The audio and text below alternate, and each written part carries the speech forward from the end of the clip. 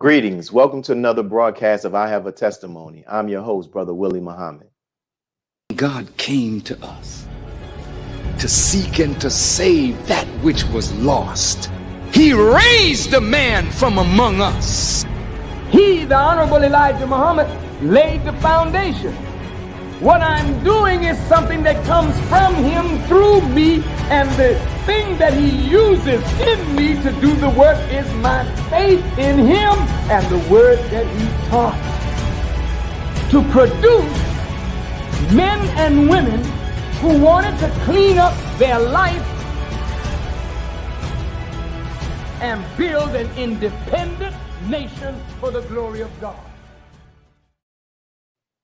Today, family, we are honored to have a sister who I witnessed accept Islam as taught by the Most Honorable Elijah Muhammad under the guidance of the Honorable Minister Louis Farrakhan in our mosque here in the city of New Orleans.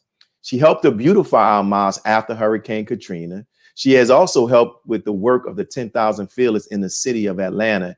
And now she's in Chicago doing great things. She's a project manager, a designer, and a model, as you're going to see in this clip.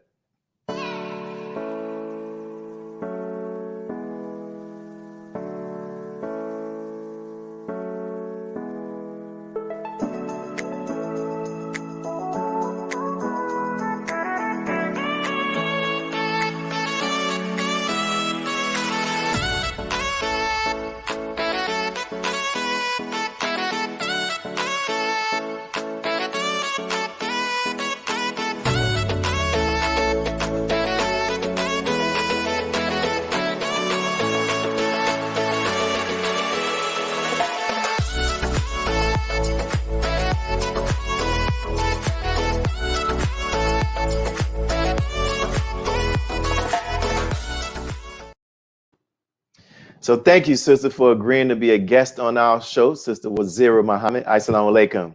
Walaikum salam, sir. Yes, ma'am. So I'd like to get straight into the interview. So first, let me express how proud I am of you and to see you accept Islam and in our city and to now see these pictures of you hugging the Honorable Minister Louis Farrakhan and with Mother Khadija Farrakhan. It warms my heart. My question to you is, when you look back at on where you began to where you are now, what are your thoughts and your feelings? Gratitude. Coming from New Orleans, I was raised in a strict religious household, Christianity, and we all have to grow and get to a point where we accept God for ourselves.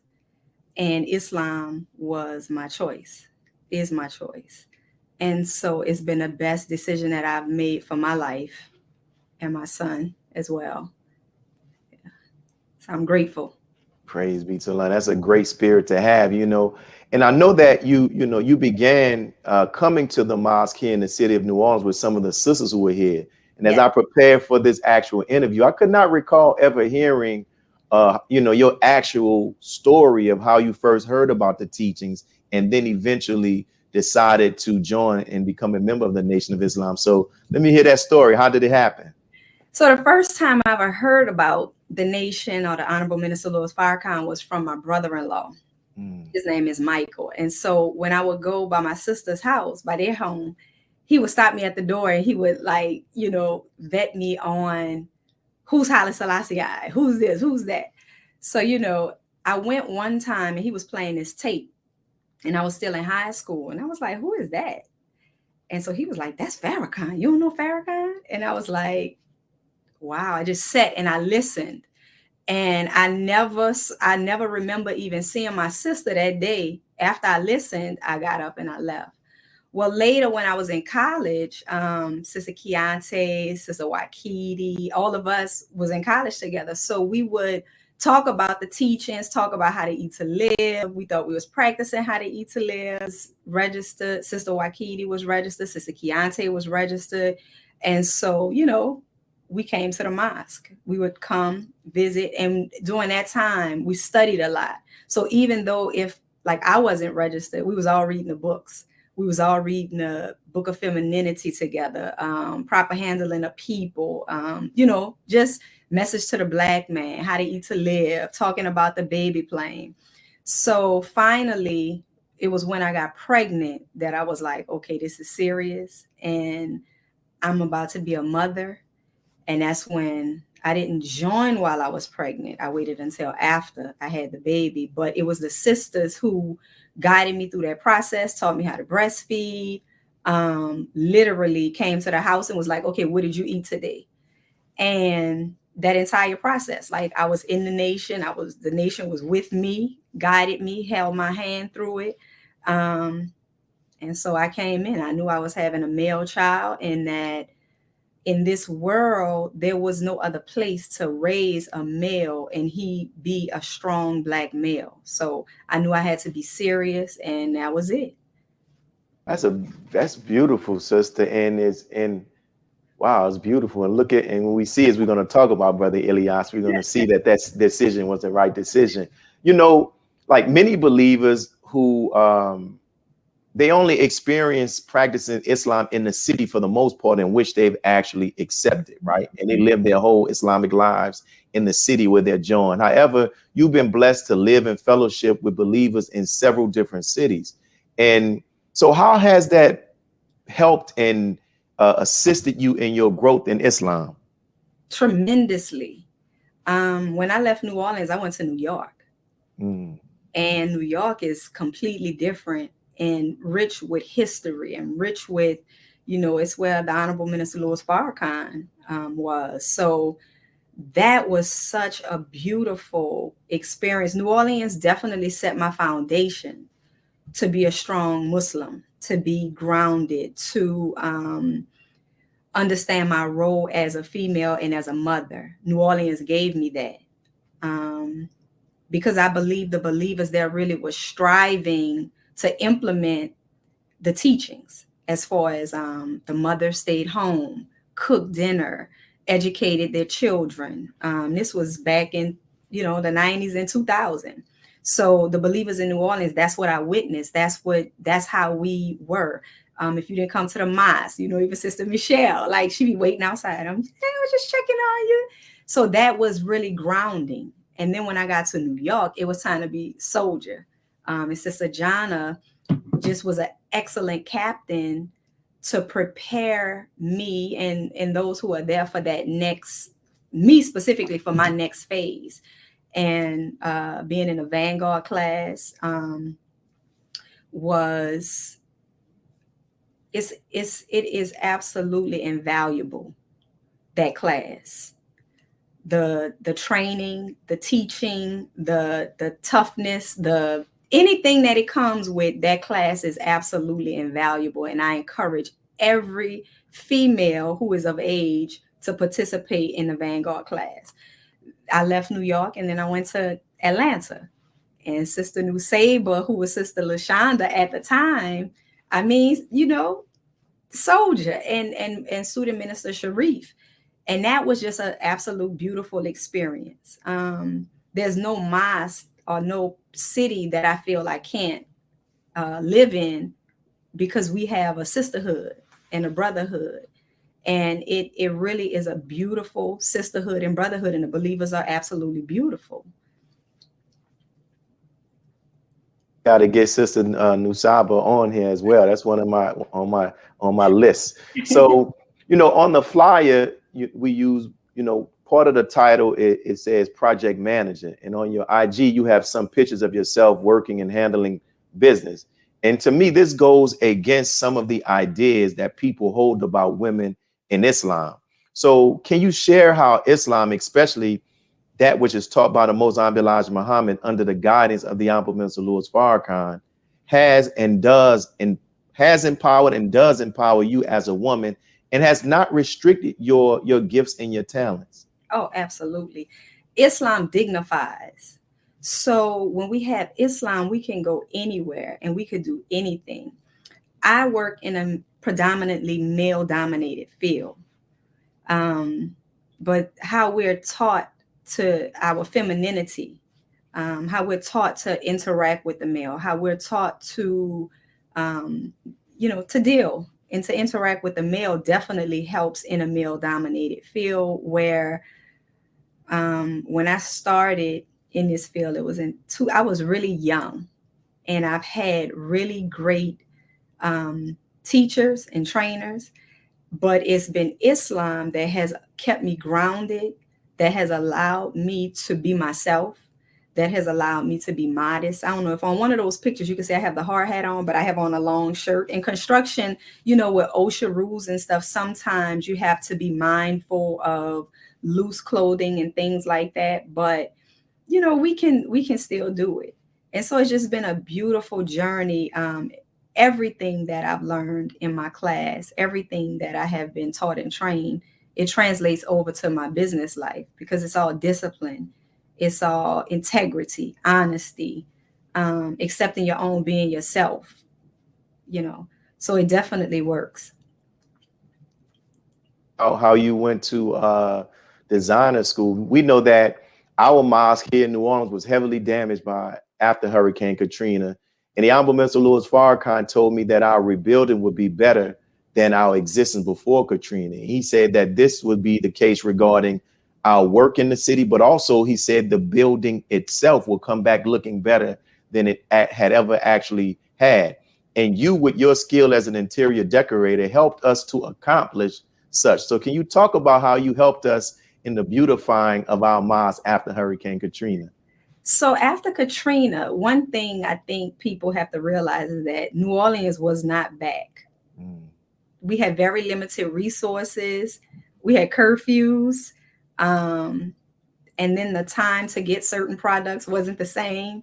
So the brothers in New Orleans, I have to salute, because the brothers in New Orleans hold it down. Like, since I've been there, as far as, and we all have our journey in Islam where we go through different things, but as far as taking care of the mosque and making certain things happen, like, the brothers have always been there. So it's Brother Jason had to meet me to go get the flooring in the pouring rain. I remember it was storming because we had a strict deadline, and you would not push that deadline. And it was so fun because I wanted these other floors, and I was like, it's better we could get them for a good price. But that deadline, and that's it. I learned a lot from that experience. But it was just the believers coming together and us rebuilding the mosque, which is our duty to do with our gifts and talents, whatever that may be. So it really was a team of us. But yeah, we just put it together, presented it. And then with the ideas that I believe, the visions that you had and some of the other believers, with how the kitchen should look and the open space and things like that. So we were able to just kind of spruce it up a little bit more. Yeah. And you did it. It was the first time I started hearing about different percentage lighting, like shades of brown. I was like, oh, this brown looked the same. But when we had it, when I tell you, without fail, when people would visit our city, they will say, man, you all have one of the top mosque as it appears to the aesthetics of the beauty of the mosque in the Nation of Islam. And I was forever grateful for you doing it, because if it was been left up to us, we'd have just had some basic stuff on it. But you really helped us to beautify the mosque. So we're coming up on our first break, brothers and sisters, and we're here with our sister Wazira Muhammad, and she's sharing her testimony. But guess what? We have more exciting testimony from her. So make sure you tune in, tag somebody else, encourage them to tune in as well. And we'll be right back after these public announcements from our sponsors. Be a part of the force that powers truth in journalism. Your support helps us to highlight solutions for a brighter tomorrow. Go to nnvnews.com/donate. Asiatic Minds. Online education. Helping our children to discover their God-given skills, gifts, talents, and passion that will allow them to see their greatness, as well as the greatness of our people. And upon discovering that greatness, infusing them with the desire to use it for the betterment of themselves, their families, our people, and the world. Call now, 502-219-4848. This is Sister Sajida Muhammad. We are proud to announce that the Sajda House commemorative Elijah coins are finally here. This priceless heirloom, made from recycled copper from the messenger's home, is now available at sajdahouse.com. The hashtag Bank Black social media campaign made strides not only in revolutionizing how we bank, but also how we think. The movement inspired thousands of African Americans across the country to transfer or deposit millions of dollars into Black-owned banks. These are banks that will invest in urban communities, employ African Americans, support Black businesses, and inspire Black home ownership. This is a very proud moment for our culture as we are taking small, but significant, steps towards building Black power through Black wealth. Thank you for tuning in to NNV News. Please share your thoughts with us in the comments section below. Follow us on social media at NNV News, and please subscribe to our YouTube channel, National Network View. This is Clifton Muhammad with NNVnews.com.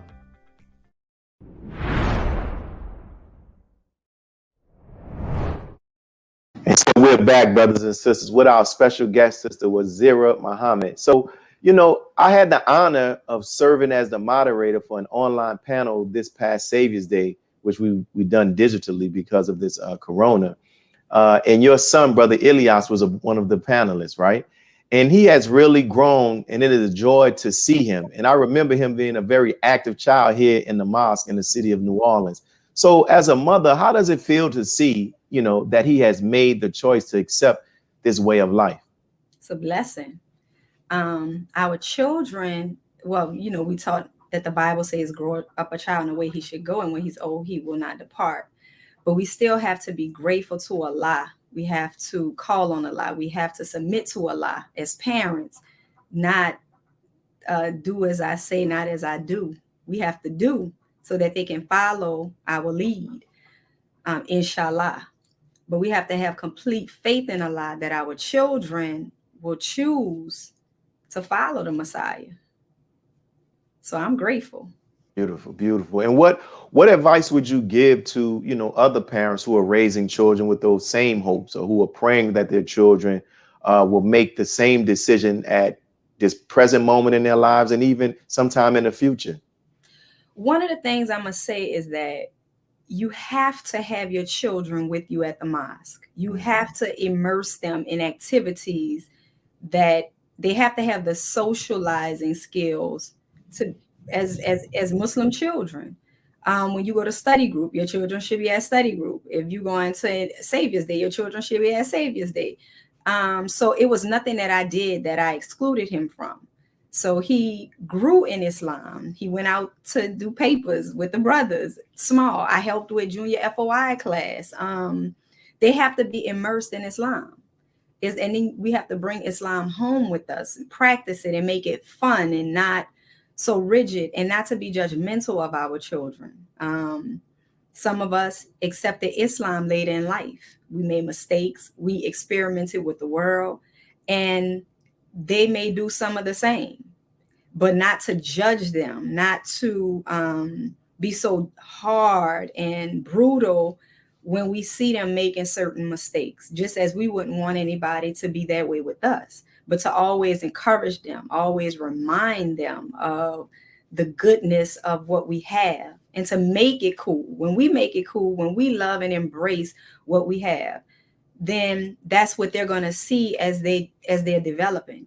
Not to talk ill of the believers when we have different disagreements or disappointments, things that we may not necessarily like. We shouldn't bring it home and let our children witness us say those types of things, because it's helping to form their minds and help them to develop judgments. And so when they have to go through things, when they have to go through disappointments and disagreements in the mosque, or they see the lesser of their sister or their brother, then then that's how they're going to deal with it. And they may decide, like, you know what, I don't want to be in the mosque. Beautiful, beautiful. Now, you've also been blessed to meet the Honorable Minister Louis Farrakhan and Mother Khadijah. And we're going to talk about, inshallah, both of those experiences. But let's start off first. If you can just share with us, the first time of meeting the Honorable Minister Louis Farrakhan personally in the flesh? The Honorable Minister Louis Farrakhan, the first time I've met him, honestly, it's like the same thing every time. I'm never familiar with him or used to it because he is the Messiah. I mean, it's like, what do you say? What do you do? It's almost like being paralyzed. Like, somebody got to push you and say, Assalamu alaikum. So he has an energy that you can feel. He has a presence that you can feel before maybe you even see him. He radiates energy. He is a healer just on sight. His words, if he's shaking your hand, you literally can feel electrified. Anything Allah has permitted me to hear, to see, to witness, just to breathe the same air, you're transformed immediately. And we should never take that lightly, ever. So I'm never used to seeing him. I'm never common. I'm never like, oh, that's the minister, let me go run to the front. Like, I'm just like, if I'm not called, I don't go. But it's just a blessing just to get a peek. Like, wow, that's the minister. And so it's just a blessing. We are so blessed to be in the Nation of Islam. We are so blessed to be in the Nation of Islam. Beautiful, beautiful. And in addition to that, the Honorable Minister Louis Farrakhan constantly talks about one of the major contributing factors that have also played a role in him becoming the man that he is and is becoming is his wife, Mother Khadija Farrakhan. And I saw that you had a picture with Mother. So can you tell us about your first time meeting her and just, your takeaways, what you experienced and guidance that she may have given you? Mother Khadija is the mother of our nation, first and foremost. Let me say that. And she is so beautiful. Her soul, her spirit, her warmth,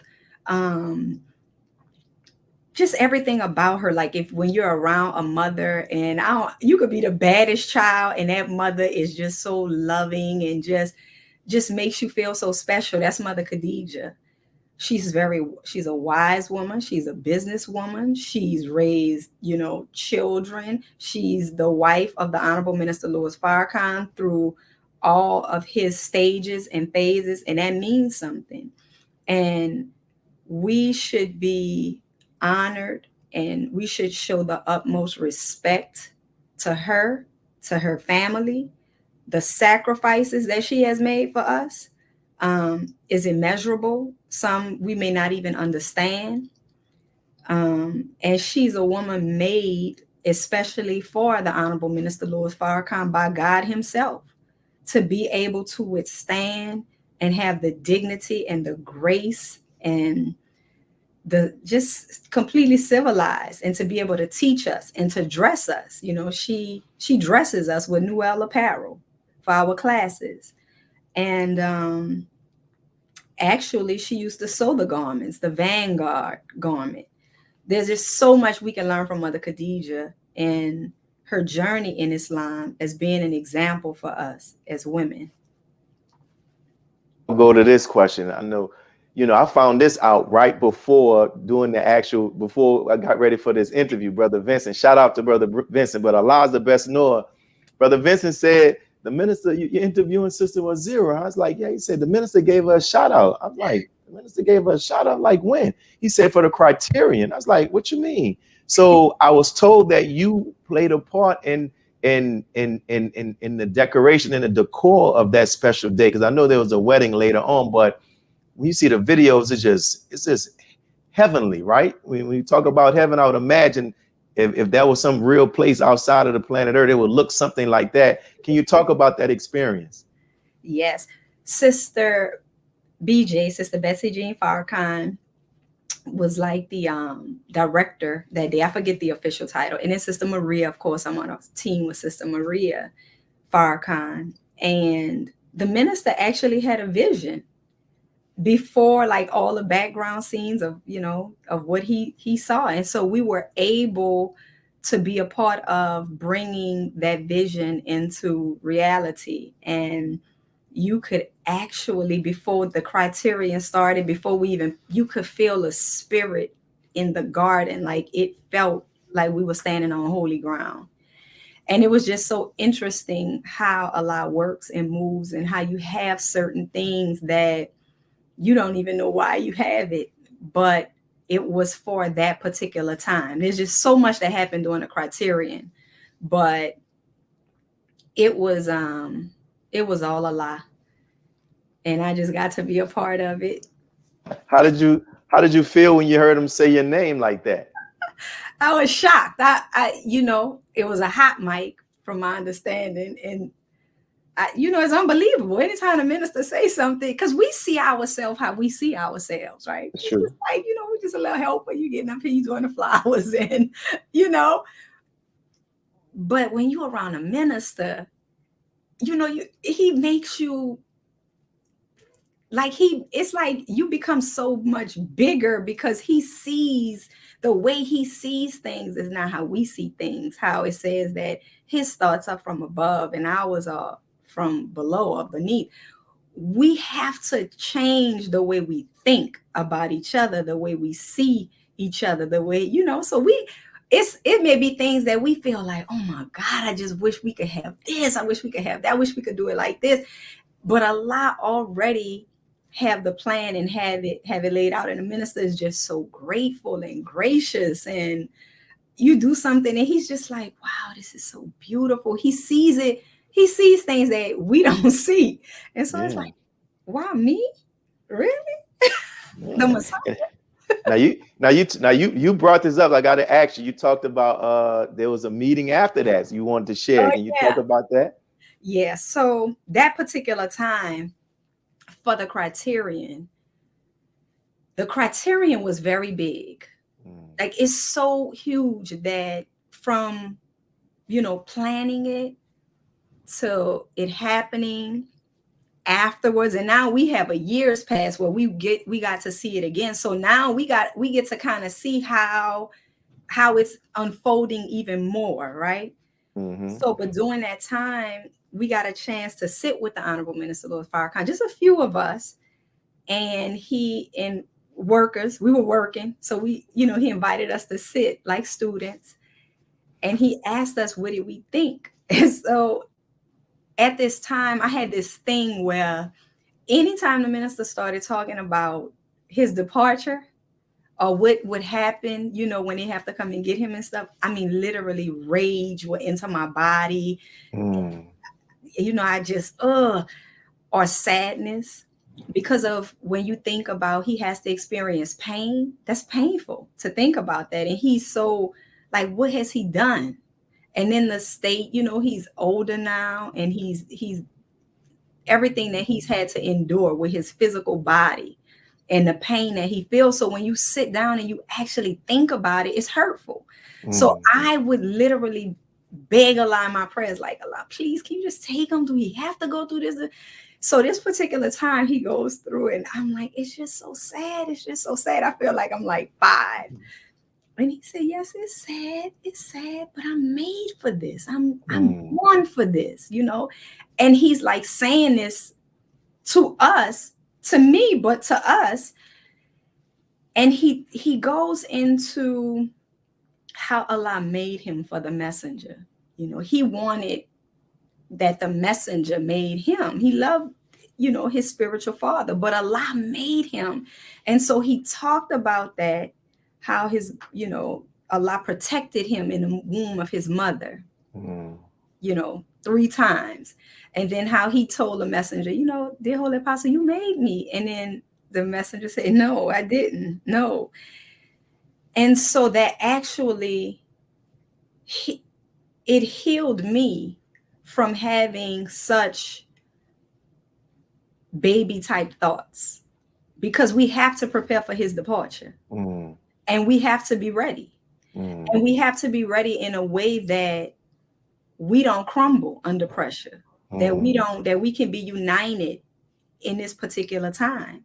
So I had to really digest that. And it was through the criterion and then that moment when he said that, because I got to express how sad I feel when this happens, even for saviors that would just disconnect when he starts talking about it, because it starts overwhelming my body, literally.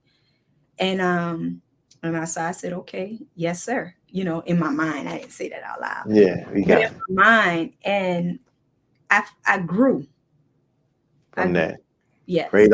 I think that's a good, because that's a real thought that many of us have. And we got to be honest, because we would not have those thoughts if we did not love the Honorable Minister Louis Farrakhan. So I thank you for sharing that. And I know it means so much to those who also have those same concerns. So we're coming up on our last break, brothers and sisters. And I know you all are enjoying this this testimony. I can see it in the comments. Thank you all for your support. We'll be right back after these announcements. Be a part of the force that powers truth in journalism. Go to nnvnews.com/donate. Worldwide, 24 hours a day, 7 days a week. Download the Final Call Radio app and take us everywhere. On your phone, on your computer, on your tablet, on Instagram, Facebook, and Twitter. You can also log on to finalcall.com and click the Listen Live button, or finalcallradio.com. Final Call Radio, the official voice of the Honorable Minister Louis Farrakhan and the Nation of Islam. Please share your thoughts with us in the comment section below. Follow us on social media at NNV News, and please subscribe to our YouTube channel at National Network View. I am Anissa Muhammad with nnvnews.com.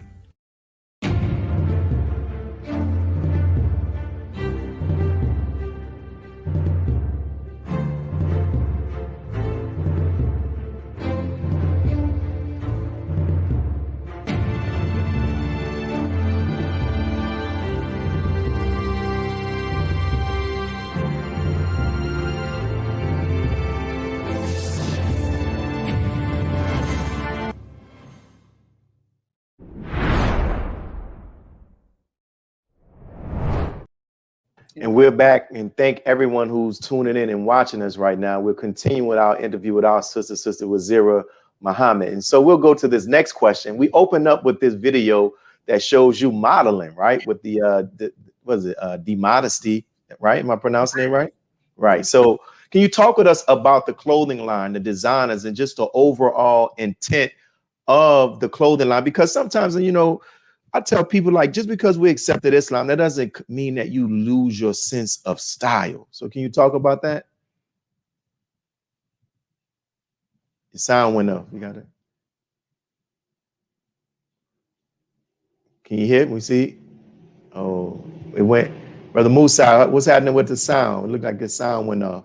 So we're working out these technical difficulties with our sister, and she will be, hopefully we get it and see what's up with the sound. But we're going to hear her response to this question, talking about her, just the modest clothing line. It's on Instagram. You can go to the actual website. I think it's demodest.com, if I'm not mistaken. And you can actually purchase it and basically check it out and see the styles and the fashion, and see how Muslim sisters are showing that style and that fashion. So I'm enjoying this interview, brothers and sisters, and our goal is to continue to build on this platform and continue to get more and more people to actually come back on as we continue to keep building, and get more and more people that we haven't interviewed thus far to give their testimony about the Honorable Minister Louis Farrakhan. So our guest is waiting to come back on. She's working on it. Until then, we're going to continue to keep at it. But I pray, and we thank all of those who are commenting. We see your comments. We see Sister Margaret Dixon, Ebony Muhammad. Thank you for joining us. We see Sister Sajda, Wendy Muhammad of Sajda House. You saw the actual promotional commercials. And we see our brother Abdul Qiyam Muhammad, who played an essential role in us even developing this actual testimony, so developing this actual testimony. So brother Musa, we back? Okay, we're back. We good, sis? Can you hear me? All right, we can hear you now. So tell us about the clothing line and the overall intent behind it. So Damatis is our national MGT captain. Came up with an idea to start a business with the Honorable Minister Louis Farrakhan, and we have our own clothing line, The Modest. And so it's made for the modest woman. It's made to tailor our lifestyle.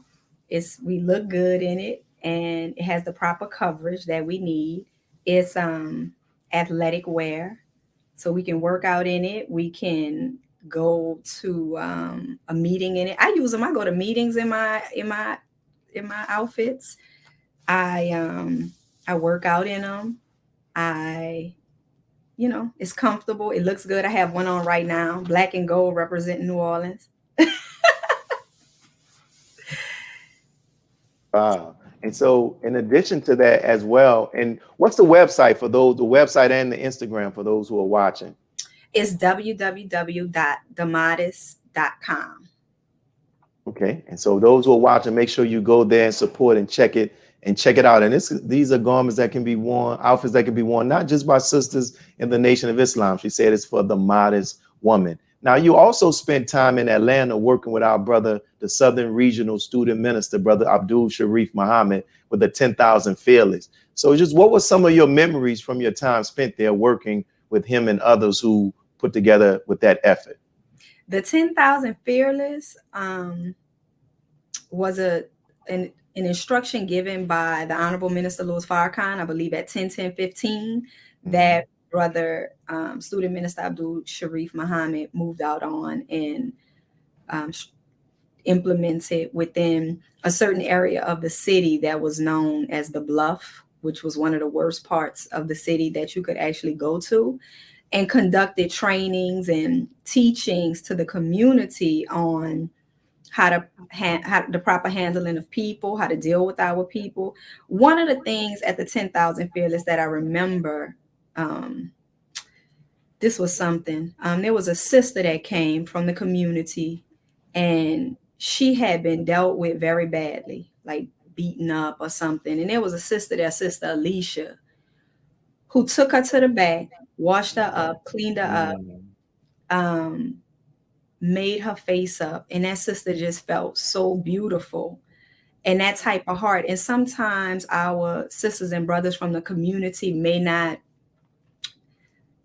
smell so well. And the love that they receive in that particular building is really priceless. It's really, they give food, they feed the community like twice a week. Over 200 people, they would be lined up. They would give them hugs and food and clothing. And then the camaraderie of the believers coming together to share that love. The meetings that would be had in regards to businesses, as you see there, that's the LOC. They would have, which is the local organizing committee that was reestablished for 10/10/15. Beautiful people that love the minister from all walks of life, from different faiths. People come to help and assist. People have gotten off of alcohol, drugs. They have assistance programs where they may direct them to get drug rehabilitation or assistance with their housing, or like I said, the food. So it's just they would have a community baby shower. That's Saber would host. I mean, it's really, really beautiful to be a part of that. Praise be to Allah. And the title of this show is I Have a Testimony, and is also inspired by the verse in the book of Revelation where it says that the dragon was defeated by the blood of the Lamb and the power of their testimony. And we want to give people an opportunity to learn about the Honorable Minister Louis Farrakhan in a way that is not often portrayed or captured in the media by his and our enemies. From your time around the Honorable Minister Louis Farrakhan, your study of the Honorable Minister Louis Farrakhan, if there were 3 qualities that you could stand before the world and testify about him, what would be those 3 qualities and why? Wow, beautiful question. One of those qualities would be number one for us here in America and abroad. The minister is a defender. He's our defender. He has defended us and the teachings throughout the entire world. He has uplifted Master Fard Muhammad, the teachings of the Most Honorable Elijah Muhammad, with great dignity and strength, unwavering commitment. He's a man of integrity. He's not a liar. They cannot prove him to be a liar of anything that he said.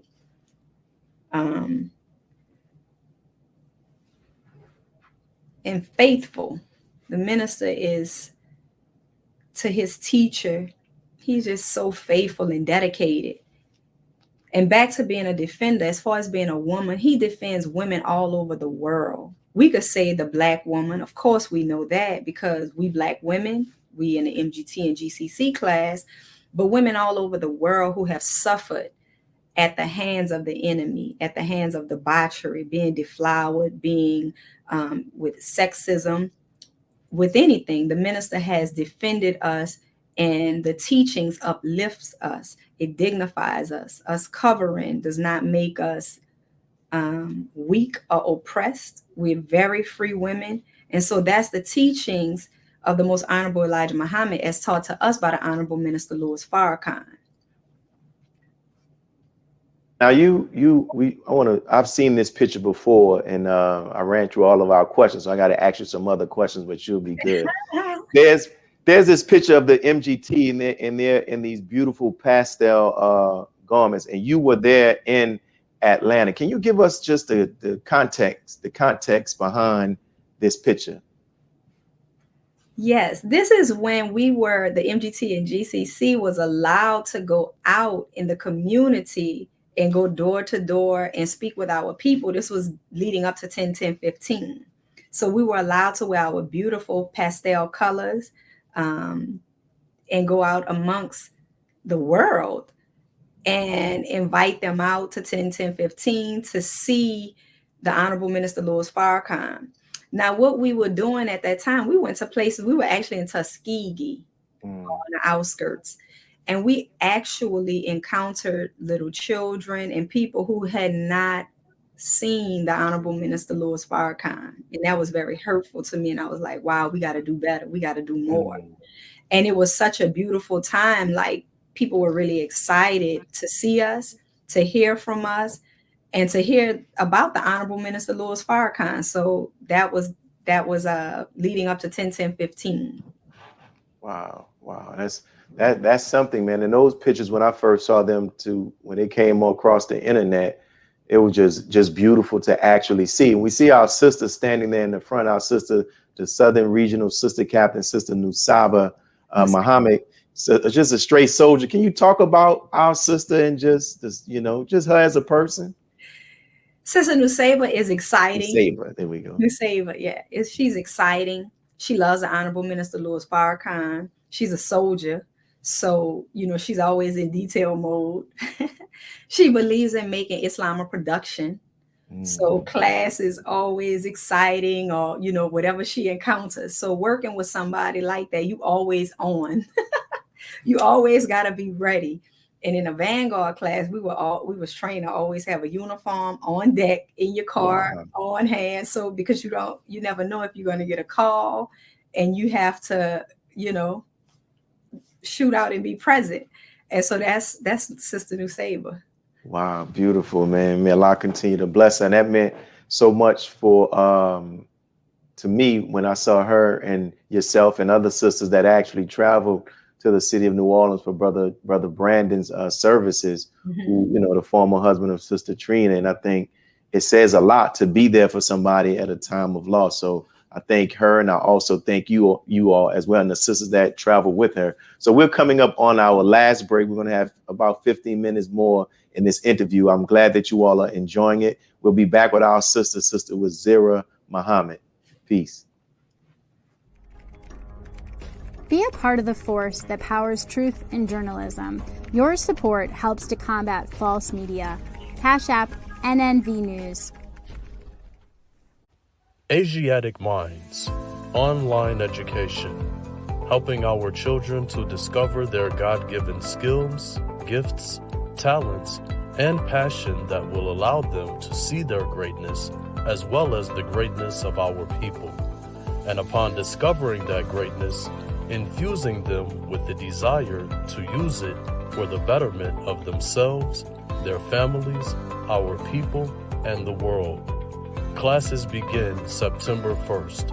To enroll, visit AsiaticMinds.com. Greetings from National Network View. This week's Final Call cover story headline reads, "Separate and Be Saved. America's race problems and deadly race interactions are growing worse. It is time we leave the children of our former slave masters and 400-year-old tormentors.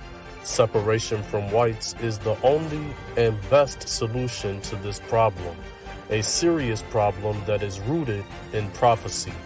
This FCN Volume Number 41 edition middle page article by the Honorable Minister Louis Farrakhan is entitled, "A Case for Separation." To read more, subscribe to FinalCallDigital.com and tune in to the all-new Final Call Radio. This is the NNVnews.com Final Call Cover Report. He anointed our head with oil till our cup runneth over. He who, Master Farrakhan, Muhammad, that is he. This is Sister Sajda Muhammad. We are proud to announce that the Sajda House commemorative Elijah coins are finally here. This priceless heirloom, made from recycled copper from the messenger's home, is now available at sajdahouse.com. Please make sure you leave your comments and questions in the comment section below.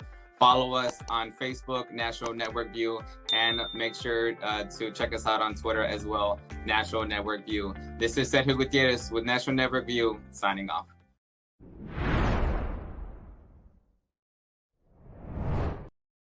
We're back, brothers and sisters, for the final segment of this interview with our sister Wazira Muhammad. And I know we talked about, you saw the actual promo for our sister Wendy Muhammad's, the work that she's doing with Sajda House. And I saw that you had the coin. Can you talk about that? I do. This copper coin is from the actual copper that was in the home with the Most Honorable Elijah Muhammad. It's a beautiful coin. And it also is a fundraiser for Sajda House. Excuse me. That's her sister. We got it. And for those who are actually watching, you saw the commercial that Sajda House is a big supporter of NNV, and she also takes out promotional commercials, what I would say. So make sure you definitely support the work that our sister is doing. You want to add more about the coin and just the whole effort of sister? I just wanna stress emphasis on supporting our own and the endeavors that we have. Final Call Radio, Sajda House, which is going to be a museum where we can come and see our own. I also have something else I want to show. Go ahead. Oh, yeah. If we don't have this, the box set, we have to get it. And I'm going to suggest we get it now. It's going to come a day and time we're going to wish that we had. I understand streaming is a big deal, but this box set is filled with so many jewels. There's a book in here, and this is ours. So we should all have one of these. We should encourage our family to get one of these. And creating environments of peace, creating environments of healing. These are things that we can use to have. One day this copper coin is going to be worth something too. Not that we may want to get rid of it, but we know that the dollar is going to fail.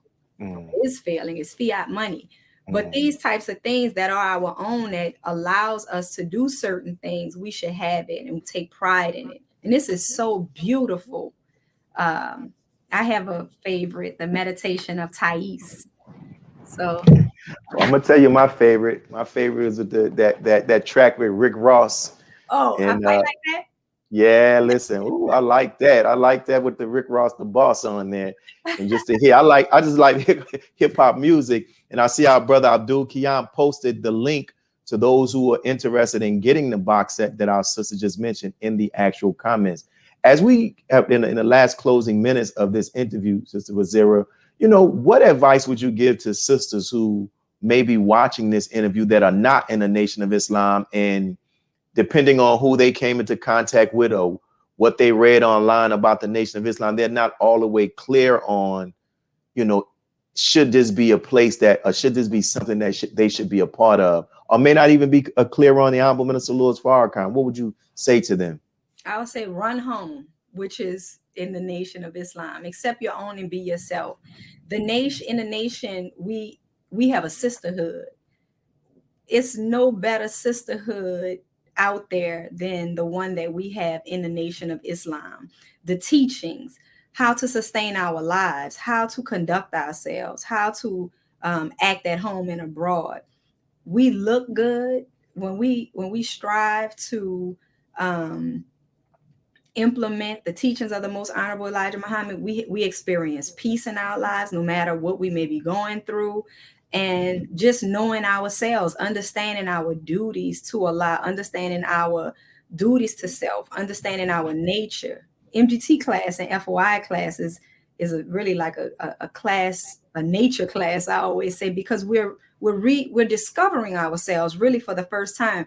There's no class that's going to give us that. How to cook, how to keep house, how to rear our children, especially in a world like this. How do we get past some of these things that we're dealing with? How to take care of our husbands. We actually have a workbook on how to take care of our husbands. And it puts us in a very wonderful position when we have knowledge and tools that we can use that helps to bring about healing, that helps to bring about the best of ourselves and each other. So I would say don't listen to it, come experience it for yourselves. And we are a hospital. We are not perfect. We are striving. So we're going to rub up against each other, but we have means and methods. We have ways of how we deal with things. And that's the key. It's not that we're not going to have problems, but it's how we resolve the problems, how we speak to one another. And if we can't handle it just with ourselves, then we get a mediator. So we have dignity, and we're Muslims. We handle things like Muslims, and Muslims is one who submits his or her will to do the will of Allah. Praise be to Allah. And this final question I'll add, going back to the Honorable Minister Louis Farrakhan, what would you say when you're looking at your life have been some of the, well, I'll ask you this. What are some of your most memorable moments as a Muslim? Accepting. I remember the night I accepted because I didn't want to come, because you used to make such a big deal out of everybody. And I was like, okay, I want to go on Wednesday when nobody is there. And Sister Lenora cried, and Brother Brian was there. And then my first holy day, where he was like, are you going? Because Sister Wakiti and I, it's very good friends. And then her husband, Brother Brian, was the captain in New Orleans at that time. And I was like, yeah, I don't think I'm going to go because whatever. He was like, no, pack your things. We're picking you up.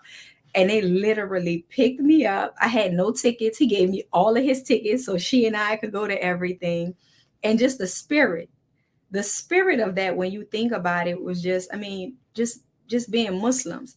And then Sister Keontae, I cannot not talk about Sister Keontae, because Sister Keontae, I was like her fish, kind of.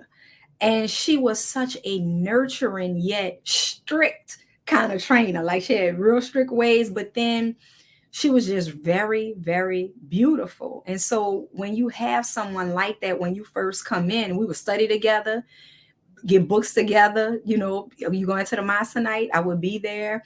And then how you kind of guide a person to stay away from certain things, but without killing the good of somebody else. She just was a beautiful person to have. And I love her forever and ever for the role that she played in my life during that time. She even named Ilyas. Yeah, I didn't even know that. And lastly, I know I said we had, that was the last question, but when you look, what would you say has been is becoming like some of the greatest impacts of the Honorable Minister Louis Farrakhan on your life? And shout out to Sister Wakiti and Sister Kiana and everybody who's watching as well. The greatest impact on my life? From the minister. From the minister is actually, there was a moment when I realized I wasn't the same. And this was years ago. Everybody's on farming right now. And I was in New Orleans. I was living in New York, but I came to New Orleans to visit, and I was driving around. And New Orleans is a place where everybody got to be shy, you know, and stuff.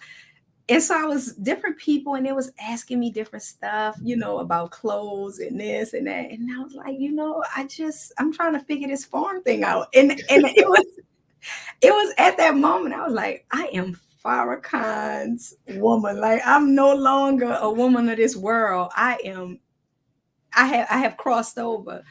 So that's a funny kind of one, but really when our mindset completely changes and we no longer attracted to worldly things anymore. We may like nice things, but when you could walk away from it all, that's how you really know, like, you know what, it's not appealing anymore. And you really do get to that stage as long as we stay connected, studying, stay in the process, no matter what. I'm telling you, if you're a female and you between 16 and 36, that Vanguard class is your class. I just can't say it enough, because it makes you into something else. It makes you, it means foremost, but you got to be committed and dedicated and studied, and the training is invaluable.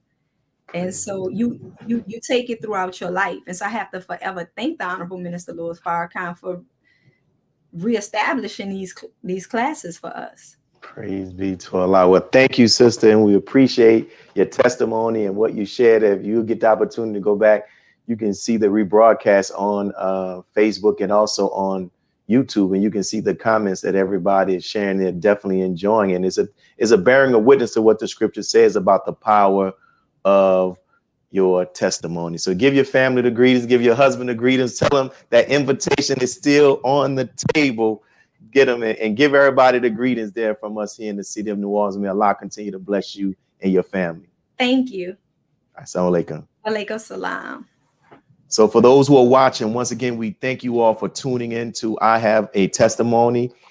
And we encourage you as we go through our announcements. We are still in this effort of paying off the building here in the city of New Orleans.